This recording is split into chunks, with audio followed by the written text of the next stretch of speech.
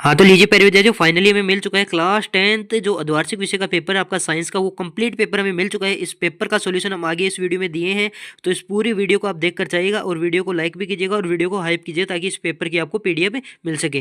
तो देखिएगा वीडियो को हाइप कैसे करते हैं। सबसे पहले मेरे चैनल के पेज पे जाना है, फिर यहाँ पे आपको सब्सक्राइब कर देना है, फिर वीडियो को करना है लाइक, यहाँ पे लाइक का बटन, फिर जैसे आप लाइक के ऑप्शन पे क्लिक करोगे आपके पास हाइप का ऑप्शन आ जाएगा। तो जैसे आप हाइप के ऑप्शन पे क्लिक करोगे नीचे आपको दिखाई देगा 1 के हाई पॉइंट है, या इस पे क्लिक करना है और आपको 3 बार हाइप कर देना है और फिर आपको वीडियो को आगे वॉच करना है, फिर डिस्क्रिप्शन चेक करना है, फिर आपको यहाँ पे पीडीएफ का लिंक मिल जाएगा, अन्यथा नहीं मिलेगा यदि आपने वीडियो को कहीं भी। हाँ, तो लीजिए प्यारे विद्यार्थियों, फाइनली हम लेकर आ चुके हैं आपका कक्षा 10 विज्ञान विषय का कंप्लीट पेपर। इस पेपर का सॉल्यूशन आज की इस वीडियो के अंदर मैं देने वाला हूं। तो प्यारे विद्यार्थियों, वीडियो को आपको देखना है अंत तक। अभी तक चैनल को सब्सक्राइब नहीं किया तो कर लीजिए सब्सक्राइब, और यहाँ पे बचाने वाले भाई आपके सभी सब्जेक्ट आपको इसी चैनल पर मिलने वाले हैं, सभी सब्जेक्टों के पेपर। यहाँ पे अनुक्रमांक आपको अंकों में लिखने हैं, यानी गणित में लिखने हैं। यहाँ पे अनुक्रमांक आपको शब्दों में लिखने हैं, यानी कि हिंदी में लिखने हैं। कुल प्रश्नों की संख्या आपकी 23 रहने वाली है, पूर्णांक आपके 70 रहने वाले, कुल मुद्रित पृष्ठ आपके 4 है और समय आपका 3 घंटे और 15 मिनट रहने वाले। क्लास 10वीं अर्धवार्षिक परीक्षा परीक्षा 25-26 का ये पेपर है। क्लास 10वीं हाफ ईयरली एग्जामिनेशन 25-26 विज्ञान साइंस का पेपर है। 1002 अपने पेपर के कोड देख सकते हो, ये आपके स्कैनर देख सकते हो। पहले विद्यार्थियों, यहाँ पे देखिएगा सामान्य अनुदेश दिए गए हैं, यहाँ पे जनरल इंट्रैक्शन दिए गए हैं। यहाँ पे परीक्षार्थी प्रश्न पत्र को पहले अपने पृष्ठ पर अनुक्रमांक अवश्य लिखें, प्रत्येक प्रश्न के सामने अपना अंक बाहर अंकित है ना। और यहाँ पे देखिएगा निर्देश में आपको दिए गए सभी प्रश्न हल करने अनिवार्य हैं, आपको सभी प्रश्न हल करने अनिवार्य हैं। और दूसरा बोल रहा है कि जिन भी प्रश्नों का आंतरिक खंड है उन सभी के उत्तर एक साथ लिखने हैं। पहला देखिएगा सेक्शन ए जो कि खंड ए आ जाता है। पहला बोल रहा है निम्नलिखित तो बहुवचनात्मक जो कि आपको ऑब्जेक्टिव क्वेश्चन दिए गए इनके हल लेना है। और यहाँ पे देखो अंक बार सामने अंकित है, यानी कि प्रत्येक प्रश्न 1 अंक का है। पहले प्रश्न के जितने भी हैं वो 1 अंक के रहने वाले हैं। तो प्यारे बच्चों देखिएगा, पहला प्रश्न आपसे बोल रहा है कि कौन सा हार्मोन रक्त शर्करा स्तर का नियमन करता है।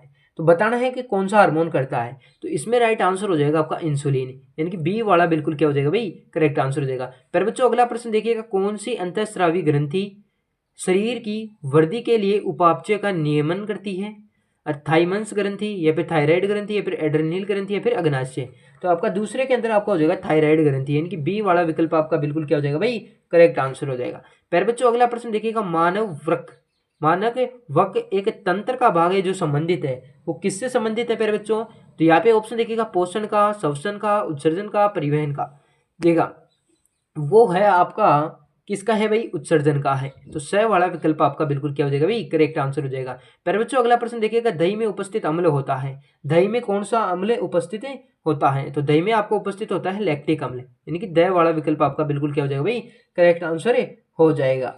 अगला प्रश्न देखिएगा, अगला प्रश्न आपसे बोल रहा है इनकी मैथनोइक अम्ल भी नहीं होगा, टार्टिक अम्ल भी नहीं होगा, ऑक्जेलिक अम्ल भी नहीं होगा। तो प्यारे बच्चों ये थे आपके कुछ क्वेश्चन जिन्हें मैंने हल करवा दिया है, 4 प्रश्नों का हल करवा दिया है। 5वें प्रश्न का हल देखते हैं, और यहाँ पे आपका प्रत्येक प्रश्न 1 नंबर का, यानी कि 4 मार्क्स आप कंप्लीट सॉल्यूशन आप देख चुके हो।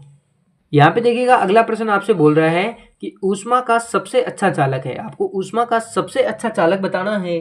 तो ऊष्मा का सबसे अच्छा चालक कौन सा है। तो ऊष्मा का सबसे अच्छा चालक है वो है आपका कॉपर, लेड, मरकरी, या फिर जिंक। तो इसका राइट आंसर हो जाएगा कॉपर। कौन क्या आंसर राइट आंसर हो जाएगा भाई, कॉपर हो जाएगा। अगला प्रश्न देखिए कि पर्ण के छिद्रों से खुलने व बंद होने का कार्य किसके द्वारा होता है। तो किसके द्वारा होता है भाई, आपका वो होता है आपका द्वार कोशिका द्वारा। तो यहाँ पे स वाला विकल्प आपका बिल्कुल राइट आंसर है। जाइलम भी नहीं होता और हरितलवक भी नहीं होता और फ्लोएम भी नहीं होता। तो यहाँ पे द्वार कोशिका। अगला प्रश्न देखिएगा, निम्नलिखित में से सबसे अच्छा विद्युत का चालक कौन सा है। तो सबसे अच्छा विद्युत का चालक कौन सा है। तो सबसे अच्छा विद्युत का चालक है वो है आपका लोहा, एल्यूमिनियम, तांबा या चांदी। तो चांदी सबसे अच्छा है, ठीक है। द वाला विकल्प आपका राइट आंसर हो जाएगा। फिर बच्चों अगला प्रश्न देखिएगा, सूर्य के कारण उपस्थित सिल्वर क्लोराइड का वियोजन उत्सर्जित गैस है। तो यहाँ पे आपको उत्सर्जित गैस बतानी है। तो उत्सर्जित गैस हो जाएगा आपका Cl2। अब बच्चों आपको कैसे पता कि Cl2 है, तो मैं इसकी आपको एक रिएक्शन बताता हूँ। यहाँ पे होता है 2AgCl। तो यहाँ पे जाके क्या हो जाएगा, यानी कि 2Ag टूट जाएगा। क्या टूट जाएगा, 2Ag टूट जाएगा, प्लस क्लोरीन निकल जाएगा, तो Cl2 आ जाएगा। तो यहाँ पे राइट आंसर कौन सा होगा भाई, Cl2 ही तो होगा। यहाँ पे CO2 से नहीं निकला, O2 भी नहीं निकला, H2 भी नहीं निकला, तो Cl2 आपका बिल्कुल क्या हो जाएगा भाई, करेक्ट आंसर। सिल्वर क्लोराइड का हमने सूत्र लिया, ये देखो अभिक्रिया को बैलेंस करने के लिए ये लगा दिया है, ठीक है।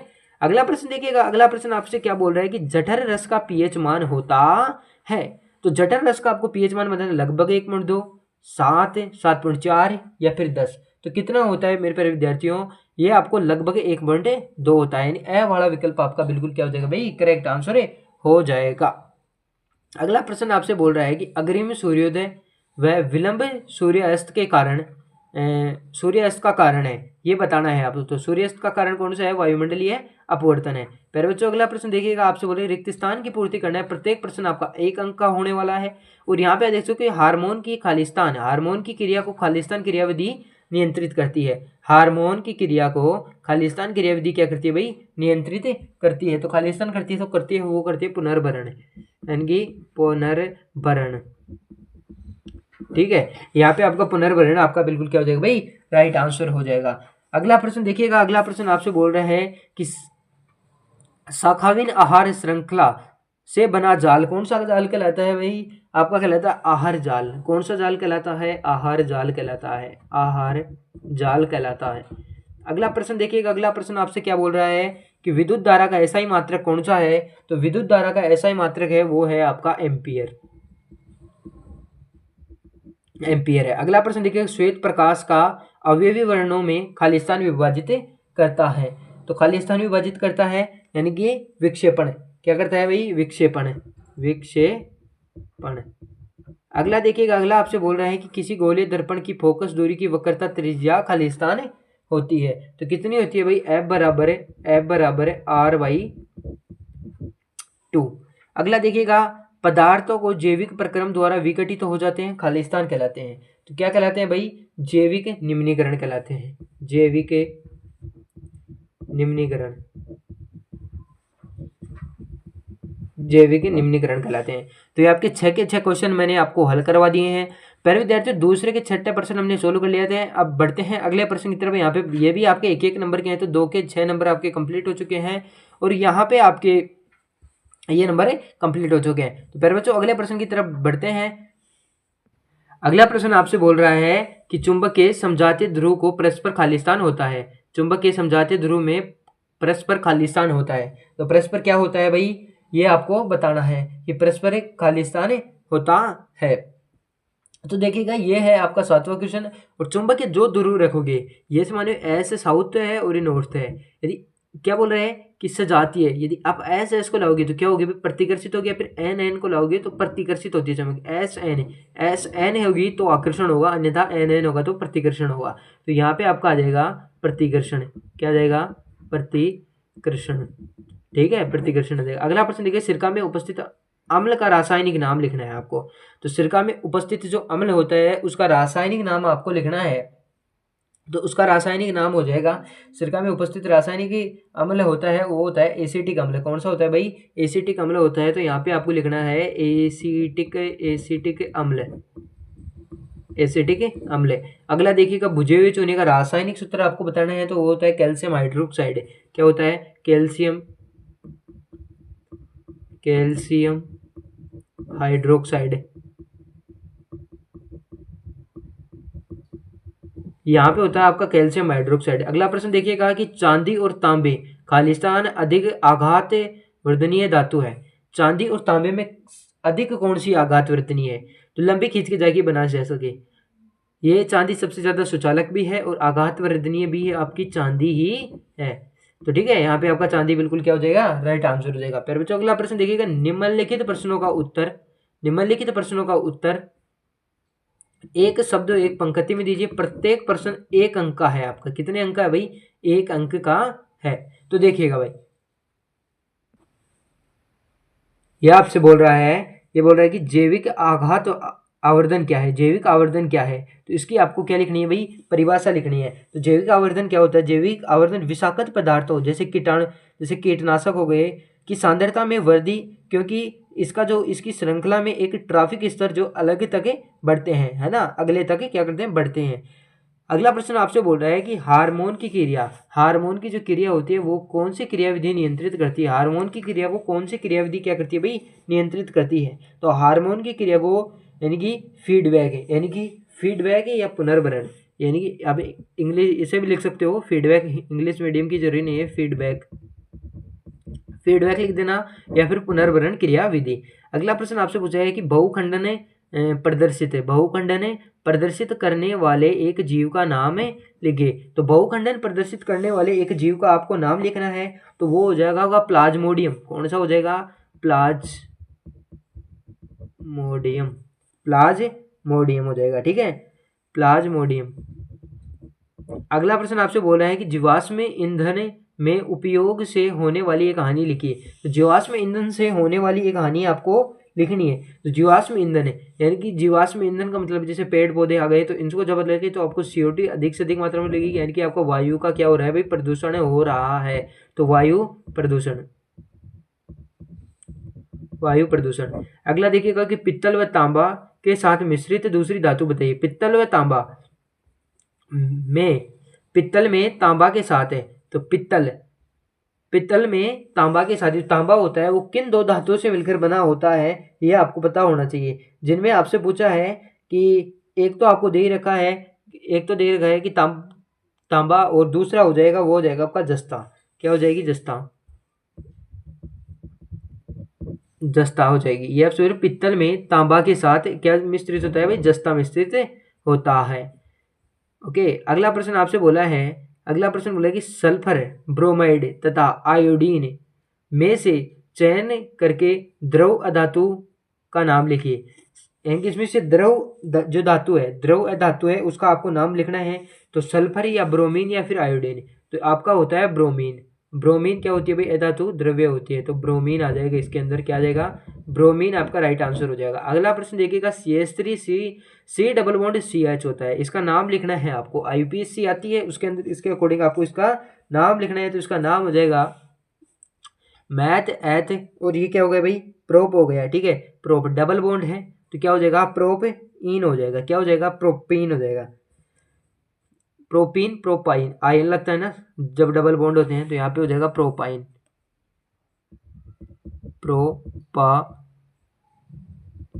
प्रोपाइन हो जाएगा, ठीक है। अगला आपसे बोला है कि रेजिन तथा गोंद पादप में कौन से भाग में संचित होते हैं? रेजिन तथा गोंद पादप के कौन से भाग में स्थित होते हैं? तो कौन से में स्थित होते हैं भाई? पुराने जाइलम में। तो इसका राइट आंसर हो जाएगा पुराने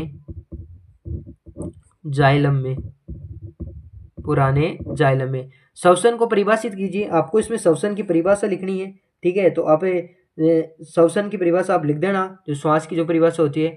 और अगला प्रश्न आपसे पूछा है कि मस्तिष्क का कौन सा भाग सीधी रेखा में चलना, साइकिल चलाना, पेंसिल उठाने को नियंत्रित करता है? यानी मस्तिष्क का ऐसा कौन सा पार्ट है जो, यानी कि अग्र मस्तिष्क है, पश्चिम मस्तिष्क है या फिर अनुमस्तिष्क है? तो सबको पता है ये है भाई आपका अनुमस्तिष्क। तो यहाँ पे आपका राइट आंसर हो जाएगा अनुमस्तिष्क, मस्तिष्क। अगला प्रश्न आपसे पूछा है कि उभयलिंगी पुष्प के दो उदाहरण लिखिए। उभयलिंगी जो पुष्प होता है उसके आपको दो उदाहरण लिखने हैं। तो पहली हो जाएगी आपकी गुड़हल और दूसरी हो जाएगी सरसों। तो यहाँ पे पहली हो जाएगी गुड़हल और दूसरी आपकी हो जाएगी सरसों,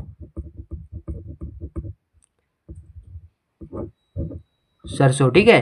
तो ये आपके 13 प्रश्न मैंने हल करवा दिए हैं, सेक्शन बी के अंदर पूछ चुके हैं। ये 3 मार्क्स का क्वेश्चन था, इनमें 2 उदाहरण लिख दिए थे कि 1.5 नंबर का एक क्वेश्चन था, एक तो गुड़हल और एक सरसों, ठीक है। तो ये सेक्शन बी का आपका पहला 13वां प्रश्न हमने हल करवा दिया है। तो देखिएगा 14वां प्रश्न आपसे क्या बोल रहा है।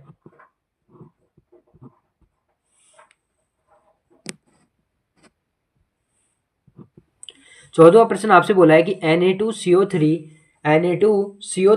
2HCl Na2CO3 प्लस 2HCl, फिर यहाँ पे आपको दिया है, यानी कि यहाँ पे आपको बताना है कि ये X क्या है, और फिर दिया है H2O जो कि लिक्विड है और CO2 जो कि आपकी गैस है।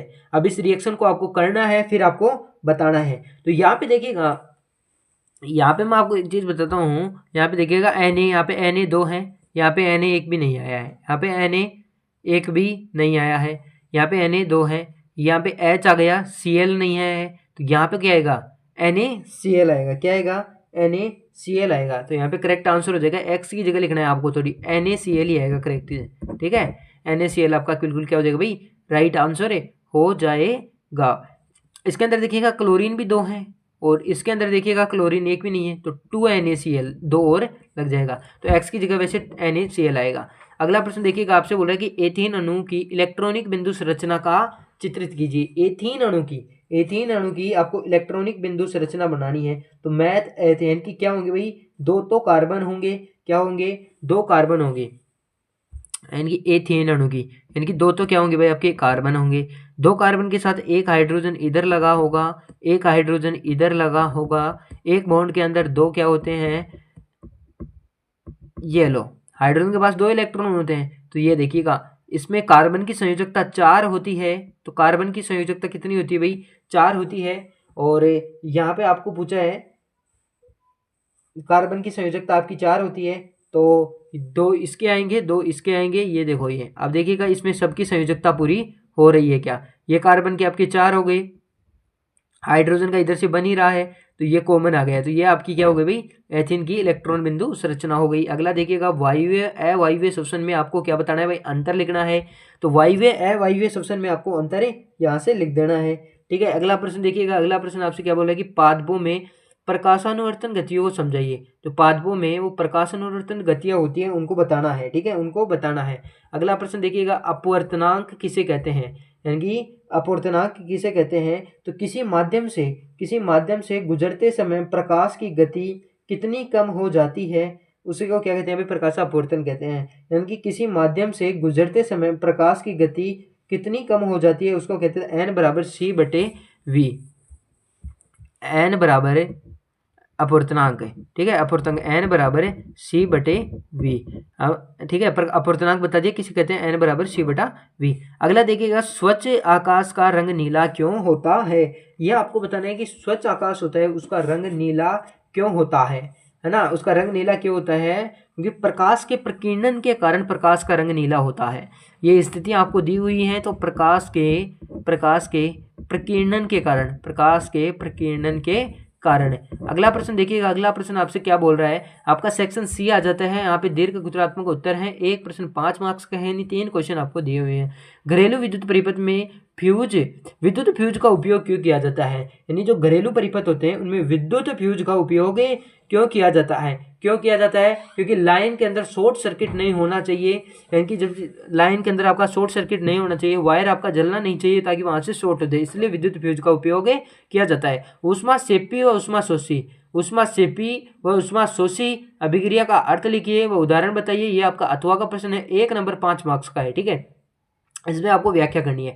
अगला प्रश्न आपसे बोल रहा है क्या पौधे और पशु पीएच के प्रति संवेदनशील होते हैं, इसके बारे में आपको समझाना है।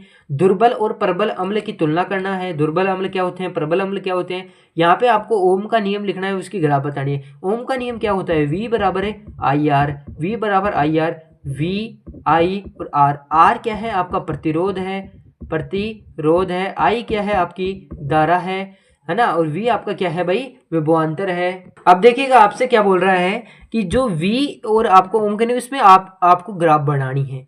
अब आपको इसमें 2 ग्राफ बनेगी, V और एक I में बनेगी, और यहाँ पे जैसे V के बराबर समानुपाती क्या है भाई, I है, V के समानुपाती I है, V के समानुपाती R है, और आपको I व R में पूछ ले तो R इसके व्युत्क्रमानुपाती हो जाएगा, I व्युत्क्रमानुपाती R हो जाएगा, ठीक है, और I के समानुपाती ये है। तो ये चीजें आपको लिखकर आपको ये ग्राफ पे भी बना देनी है। अगला देखिएगा, विद्युत विभवांतर की परिभाषा लिखिए, वह विद्युत विभवांतर को मापने वाले यंत्र का भी आपको नाम लिखना है इसके साथ। अब विद्युत विभवांतर किसे कहते हैं वो लिखना है, और जो इसके विद्युत विभवांतर को मापने का जो यंत्र होता है उसकी भी क्या लिखना है भाई, आपको नाम बताना है। समजात व समरूप अंग किसे कहते हैं, इनको परिभाषित करने की इनकी डेफिनेशन बतानी है ना। और अगला प्रश्न आपसे बुलाया कि निम्नलिखित में से दो उदाहरण देकर समझाइए। एक होती है संयोजन अभिक्रिया, एक होती है वियोजन अभिक्रिया। तो संयोजन अभिक्रिया का तो सबसे आसान अभिक्रिया है, इसके उदाहरण हो जाएंगे जैसे C+ का O2, C+ का O2 ये बन जाएगी आपकी CO2, C+ का O2 ये बन जाएगी आपकी CO2, और यहाँ पे 2H2+ का O2 जो कि आपका बन जाएगा 2H2O, ठीक है। यानी कि दो या दो से अधिक है, और यहाँ पे क्या बना रहे हैं भाई, एक ही बना रहे हैं, तो ये क्या हो जाएगा भाई,